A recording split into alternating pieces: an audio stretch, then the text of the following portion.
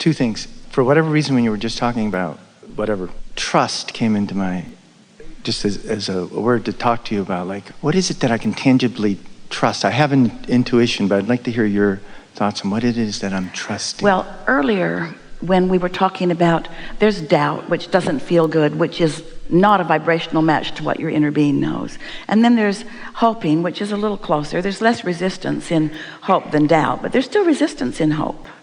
And then there's belief, which is less resistance than hope, but there's still some resistance in some belief. But knowing, that's when you move into the no resistance zone. And we would call knowing trust. We wouldn't call doubt trust, and we wouldn't call hope trust, and we wouldn't even call belief complete trust. But when you know something, and so what trust really is being, if only for a moment, where your inner being is. When we use the word trust, and when you use the word trust, when most use the word trust, what we all really mean mostly by that word trust is that a sustainable feeling of knowing. But you don't start out with a sustainable feeling of knowing. You start out with a doubtful feeling of knowing, and then a hopeful feeling of knowing, and then a sort of more believing feeling of knowing, and then a knowing feeling of knowing. And so it's degrees, isn't it? But the more you know the existence of your inner being, and the more you know, this is the most wonderful thing about what we get to teach you or to interact with you about. There is not a shred of evidence to the contrary of anything that we speak. So it's not hard to trust it once you allow yourself to meditate and raise your vibration and then receive that guidance. You just have to know. And once you've had enough experience where you do know that, we say to people, start out with easy things. What happens with so many of you is you've got some issue that you want to get to the bottom of, or that you want to resolve. But because it's an issue, you've thought a lot about it. And you've thought a lot about it from your awareness that it isn't what you want. So without even meaning to, you've got all this resistance on this issue, and then you want to start with that issue to gain your trust. Well, that's the last issue you should start with to gain your trust, because it's the hardest issue to start with to regain your trust. You've practiced. The subject of money is a hard one because you've practiced not having enough. Even the issue of love is a hard one because you've used the word when you don't mean it. Don't you know I love you? Or you've heard it from others. And so you got to come to some vibrational awareness of what you mean. What it really comes down to is you are lovers. You love. That's who you are. And anything less than that is not who you are. But you know what's so interesting? Wherever you stand, you often believe you are right. And even if you don't feel love, you still think you're right. So you don't get to that feeling of trust because you think you're right, but you're not in sync with source, so you don't feel love. And so it's not paying off for you because you're missing some important elements. You can't be in hate or anger or frustration or doubt and be practicing trust. You can only be in love and appreciation and positive expectation and fun and lightheartedness, you see. So let's be really accurate about this. This is big. This is why you're reaching for this. Trust comes from what you thought was going to happen happening. Stay tuned. So that means if you're expecting something negative to happen, and it does, don't you say, I knew that was going to happen. So let us redefine trust from our vantage point. We want you to replace trust with alignment. Rather than go for trust, we want you to go for love. We want you to go for clarity. We want you to go for wholeness. Because it's really easy to come to expect bad things to happen when bad things have been happening. Jerry used to say, get me once, shame on you. Get me twice, shame on me. Because I should have seen it coming. Well, we're not really teaching that, but we get what he meant. When something happens and you're able to make the correlation between what you've been expecting and what comes, a lot of people who are not tuned in, tapped in, turned on, they can't get past your expectation. So your expectation evokes from people. In other words, that's what the law of attraction is. It's attraction, it's attraction, it's attraction. So you get what you think about, which means you come to trust those outcomes. But it's only when you factor in your alignment factor in what you're coming to trust that you really have your ability to deliberately create. Did you follow all of that?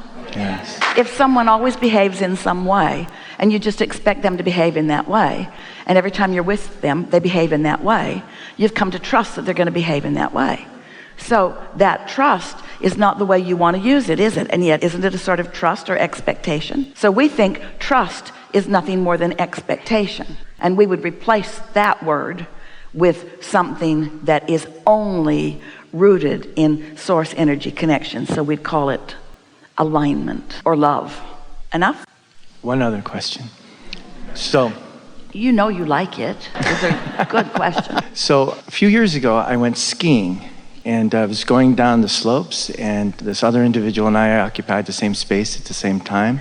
I went flying into the woods, and I hit a tree with my back and broke a couple transverse processes, and then snapped this arm in half and ended up in the snow. First, I want to talk about the nature of accidents, but then secondly, when I was heading for that tree, I felt like I was moved in a way that I cannot describe, as if like being kept safe from something worse happening. Yeah. And then That's always the case. We want to hear the rest of your story, the rest of your question, but we want to insert something really important here. And that is, your inner being is always guiding you through your path of least resistance. And if there's no resistance, then the guidance is easy and everything is the way you think you want it to be. But if you've got resistance, still your inner being is guiding you, even given the resistance that you have.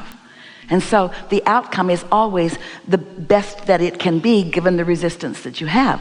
That's why releasing resistance is such a wonderful thing, because the less resistance that is on your trail, then the more instantaneous the manifestations you think you want. But sometimes hitting a tree turns out to be a good thing. How's that?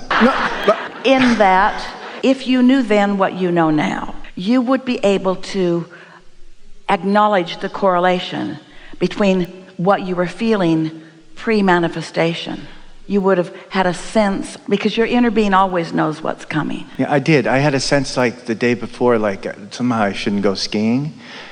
And then like something was going to happen. I had this just eerie sense. And then when it happened, it was like, oh, there it is. And isn't that a good thing? That's what we're getting at. Because that's how you come to trust. That's how you know. That's how you get a sense of your own guidance system. So should I have not skied? Well, today you wouldn't. If you had that feeling, you wouldn't. Because you had that experience. And you've come to trust your inner being in a stronger way. Some years ago, Esther was doing telephone consultations. She had more time then. And a woman was really not in sync with what we were teaching. She just wanted a fortune teller, and she wanted the fortune to be the one she wanted. And we were wanting to teach her how to create her own reality, and she wasn't too happy with us. And so we said to her, well, let's talk about something else. And so we introduced into the conversation the idea of blue glass, and stayed focused on it for over a minute. And she wasn't impressed with our presentation about blue glass. Why in the hell are we talking about blue glass? That was what she expressed. And then we said, all right, then let's talk about butterflies. Same thing she didn't want to talk about. She wanted to talk about how to get to where she wanted to be, but she wanted us to help her circumnavigate her problems. She wanted us to make her problems go away. And then we talked to her about feathers for a minute or so. And then she hung up. Esther said to Jerry, she'll probably call and complain because she didn't get what she wanted. Jerry had not heard the conversation, and Esther is very scanty about what she hears. And so then they were in California, they were in La Jolla, then they went to lunch. And they parked their car in front of a hotel, got out of the hotel to valet park it, and on their way to the restaurant. And on the way, there was a shop, and Esther just felt such an undeniable impulse that she dragged Jerry into the shop, even though he was really not wanting to go in that shop. Her intention was so powerful. He went with her. And deep in the shop, they found a wall of blue glass. Really a big wall of blue glass. Every color and texture and all kinds of different art pieces. Esther didn't register about it. Jerry didn't know what it was about. Blue glass isn't something that either one of them wanted or were looking for. So off they went. Once Esther had seen the blue glass, she was ready to leave and didn't even make any association. They had lunch, and then they went down to the cove. And there's a stretch of lawn before you get to the rocks and to the water there. And as they were walking across this big lawn, a flurry of butterflies so intense surrounded them and moved with them that for quite a while they couldn't speak without eating butterflies. And still Esther did not associate it with an activated thought that had taken place in that conversation. And then, once the butterflies lifted off, a little boy came running up to Esther. Jerry said, "He looks like he knows you." And Esther said, "I know." And he handed Esther a feather that he'd picked up off the ground. And it was at that moment that Esther realized that those three subjects that had been activated, those three subjects to which Esther had no resistance whatsoever, had been activated in her vibration long enough that universal forces manifested them in a very short period of time. And so that's what we want all of you to realize, is that the things that you're not worried about, that you have no resistance about, they come easily. But the things that come harder, you think come harder because they are harder, but they're only harder because you think about them from your lackful point of view. So the key, what this message is about, is things that you're worried about, don't think about. And things that are thrilling, think about. You could play all kinds of games like, wouldn't it be nice if? That takes resistance out of things. Wouldn't it be nice if? Try to get out ahead of it in the dream state rather than in the problem-solving state. Because the universe is yielding to you proportionate to your ability to let it in. The visual that we would like you to hold, are you open like this, like come on in, or are you like this? How you feel is your indication. So when you start to get on an airplane or on the ski slopes or in your automobile and you feel resistance, if we were standing in your physical shoes, we would not move forward with action until we had had thoughts that clear that. We would not move forward. We're not encouraging you to be guarded, and we don't want you to get overexcited about each and every emotion. But when something feels strong, it feels strong because you are determined to move forward into something that your inner being is not encouraging. That's what negative emotion always means. And so think about it. Even thinking a negative thought about someone, the reason it feels so awful is because you're moving forward into a thought and into a vibration where your inner being isn't going. So when you hate someone, even if you've got all the reasons in the world, you're still out on a raw and ragged edge without your guidance system. Well, does that mean your inner being's going to abandon you? No, your inner being's going to offer everything that it can offer. That's why you had that impulse. And can non-physical intervene? Yes. But non-physical cannot intervene beyond your vibrational offering because there is no assertion. Even the goodness that you're asking for the blessing of cannot be asserted into your experience. Doesn't that explain so much? Doesn't that explain unanswered prayers? It's not because they're not heard, and it's not because they're not answered, because when you ask, it is given. It's that you're not letting it in. And you can tell when you're not letting it in by the way you feel. So if I would have hit a reset after I had that feeling that something was going to happen like the next morning and just cleared that, yeah. No accident. Yeah. That's powerful because to know that you can the next day just reset it. Well, does anything else make sense? Because when you think about it, you see, your inner being will always help you make the best of everything. And your inner being will always take you from wherever you are to wherever you want to be, from where you are. But humans stand in regret, like, oh, if I hadn't done that, then that wouldn't have happened. And if I hadn't done, and then you've got no guidance. And so the better it gets, the better it gets, the worse it gets, the worse it gets. And so just start fresh. You know, here's some things that you need to know about your inner being. This will help you so much. This will help you so much. Your inner being never looks back. Your inner being never looks back. Your inner being is only focused from where you are forward. Your inner being is only looking at where you want to be and calling you there. That's all. Something else that would be helpful for you to know. What you call past, your inner being would call past. What you call present, your inner being would call past. Because the vibration of it is already set into place.